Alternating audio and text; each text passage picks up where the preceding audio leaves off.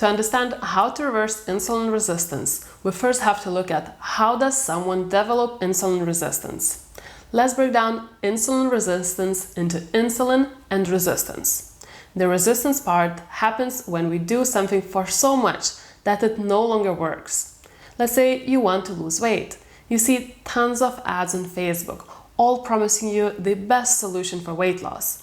At first, you'd be excited and believing in everything what you hear, but then you try these weight loss pills, you try another weight loss program, and it never works long term.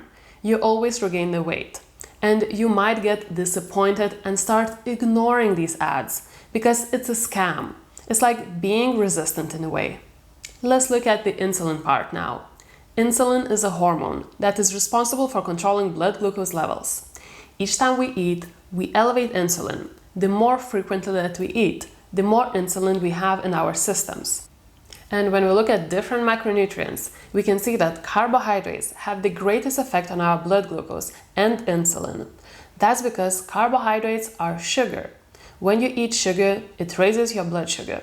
And we need insulin to keep it in normal ranges. Anything above normal ranges damages the body. By the way, if you're new to my channel, I'm a nutritionist and a health coach who is all about providing you with the best science-based health and weight loss advice. So if you're interested in staying healthy and fit, don't forget to like this video, subscribe to my channel, and click the notification bell, as it helps my videos to get shown to more people. Back to insulin resistance. When you eat too many carbohydrates, you have constantly elevated blood glucose and insulin until the point where you can't cope with it anymore and you start getting high blood glucose readings and your body starts rejecting insulin and glucose. Too many carbs and frequent eating, that is also caused by too many carbs, leads to constantly elevated blood glucose and insulin, which results in insulin resistance. And there are more dietary causes, such as consuming excessive amounts of fructose and refined vegetable oils, that have also been shown to cause insulin resistance. But excessive amounts of carbs in our diets is the most significant cause of insulin resistance. Oh, and then some people say that excessive amounts of calories leads to insulin resistance. But what leads to excessive amounts of calories? It's the refined carbohydrate foods that cause overeating. Eating carbohydrates, especially refined ones, results in constant hunger and cravings, getting hungry soon after eating, and consuming more total calories. Carbs make you overeat, so it's not overeating that causes insulin resistance. It's eating refined carbohydrates that causes overeating and insulin resistance, and a bunch of other conditions. And then some other studies show that saturated fat causes insulin resistance. Now, how does that happen?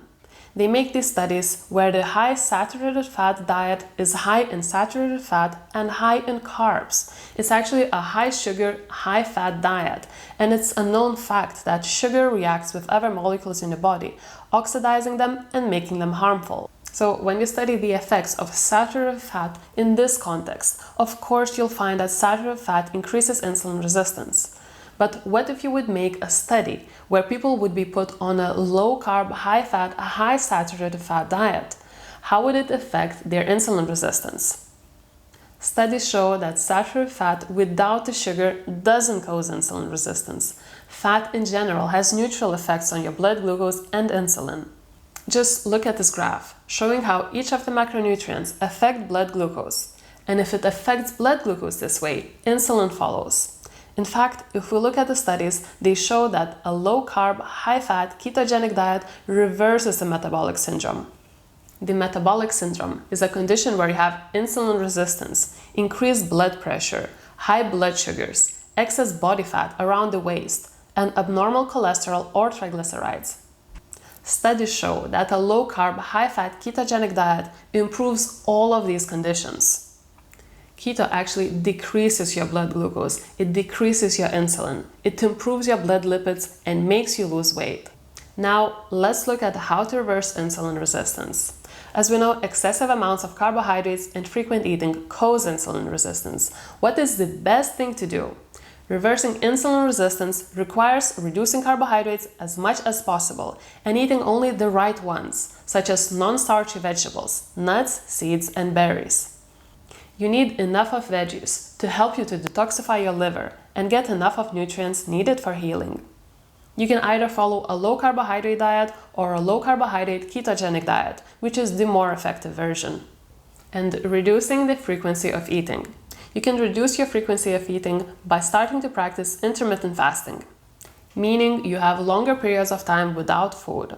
It gives your body more time to heal and helps to keep your insulin low. So now you know how to reverse insulin resistance, reducing your carbs and the frequency of eating. These two things are the most important.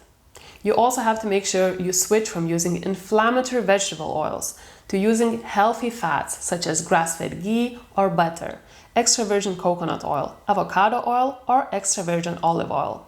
And you also have to limit your fructose. Fructose is this fruit sugar found in high fructose corn syrup, fruits, honey, sodas, dried fruit, fruit juices, root vegetables, and other similar high-carb foods.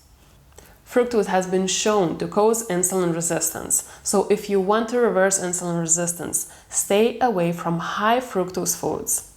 And you can check my other videos explaining how to start a low-carbohydrate ketogenic diet and how to do intermittent fasting. So now you know the basics of how to reverse insulin resistance. And if you feel that you need extra guidance and support, I also coach people online, so feel free to get in touch. And if you've enjoyed watching this video, don't forget to like and subscribe to my channel. You can also support my YouTube channel by buying me a coffee or signing up for my Patreon.